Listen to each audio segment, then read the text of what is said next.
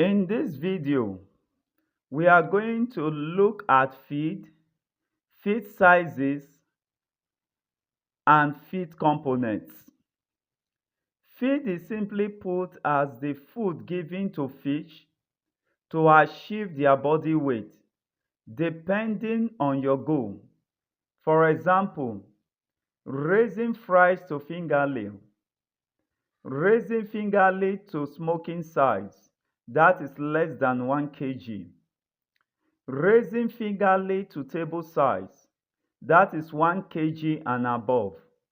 Raising fingerling to parent stocks. If this is your first time of coming across our video, please subscribe and hit the notification bell. Also follow us on our Facebook page. What are the feed sizes? The type of feed used depends on the production line you are involved in. If you are in the breeding or hatchery production line, all you need is Artemia. The Artemia is a powder form, 0.2 mm, 0.3 mm, 0.5 mm, 0.7 mm, 0.9 mm, 1.2 mm, and 1.5 mm. If you belong to this very production line, that is as a breeder or as an hatcher, all the sizes of feed is just the one we've just listed above. This will actually take your fish to the required size before they are being sold off. But if you are in the grow-out stage, the sizes of feed that are required are 2 mm, 3 mm, 4.5 mm, 6 mm, 9 mm. But some manufacturers don't produce 9 mm, but they produce 8 mm. So depending on who you are buying from, that is the manufacturer. The last area we are looking at now is the components of feed. The component of feed. There are different brands of feed available in the market for the farmers to use. There are foreign feeds and there are local feeds. But most farmers start with the foreign feeds and later switch to the local feeds.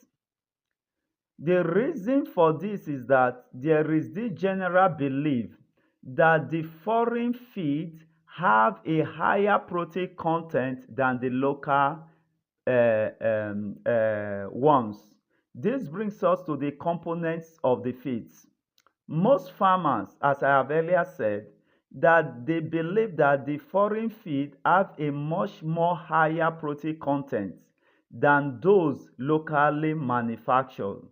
So that is why most of them uses this very foreign feed to start feeding their fish. So when it gets to a particular stage, they switch to the local feed. Before we go further, also, please quickly take note of this. We have two types of feed. We have the floating feed and the sinking feed. So the floating feeds are the ones, when you put it in the water, they float. They are often referred to as the extruded feeds. They float on top of the water, which the fish picks. It helps to reduce excess of pouring feed in the water. While the sinking feed, immediately you pour, they sink to the bottom of the water, so you will not know when the fish are full, and it also increases the pollution of the water if you don't know how to manage it. So let's go back to the components of the feeds. The components are: 1. Protein. Protein is required for building of body tissues, that is for growth and replacement of damaged tissues. This means that fish needs a continuous supply of this nutrient throughout their life for proper growth and maintenance. Proteins are made up of amino acids.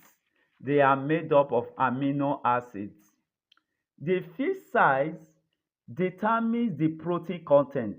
The feed size determines the protein content.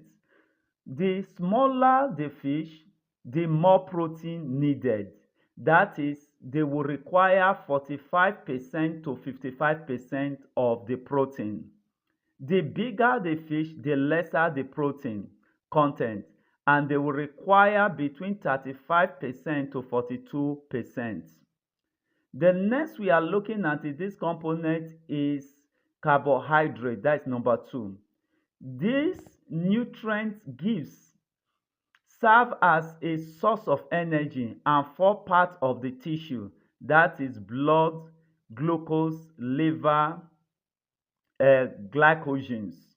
Fish needs fish feeds always contain adequate amount of gray.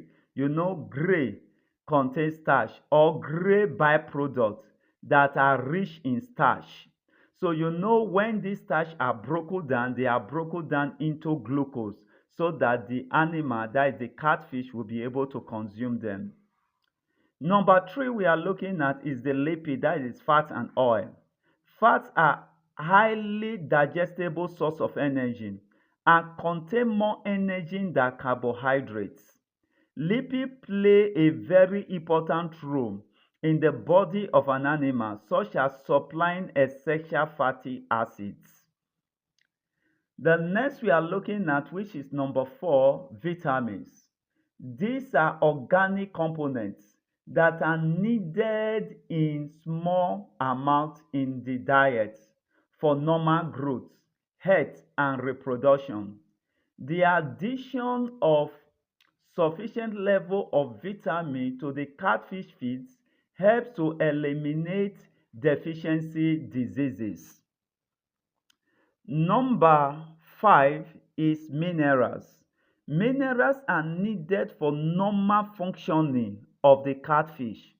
Minerals are classified as micromineral and microminerals.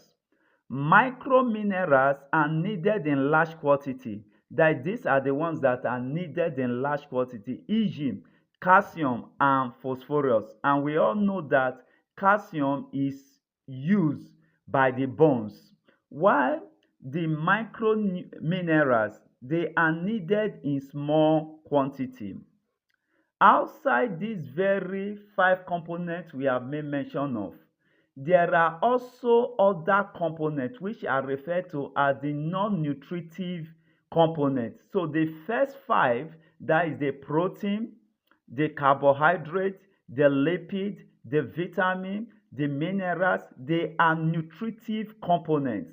While we also have the non-nutritive components, which are fiber. Fiber, it gives a box to the food while in the gut. So when they are eating it, it gives them a lot of bulk that their mouth is full while eating it. It is mixed with the food. And the last non-nutritive component is the feed additives.